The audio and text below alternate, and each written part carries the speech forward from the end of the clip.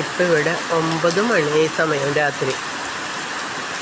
എല്ലാവരും ചൂടിൻ്റെ ശക്തിയിൽ പുറത്തൊക്കെ വന്നിരിക്കുകയാണ്. ആ സമയത്താണ് നല്ല കാറ്റും മഴയും.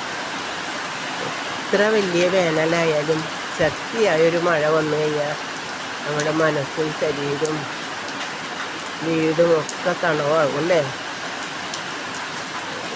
ചൂടിൽ നമ്മൾ തളരുന്നവർക്ക് ഒരു മഴ കിട്ടി, നല്ലൊരു മഴ, തണുത്ത മഴ കിട്ടിക്കഴിഞ്ഞാൽ പുതപ്പന്വേഷിച്ചു ഇല്ലേ.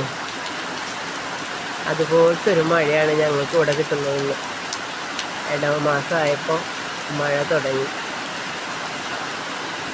എന്തായാലും ഇന്ന് സുഖമായിട്ട്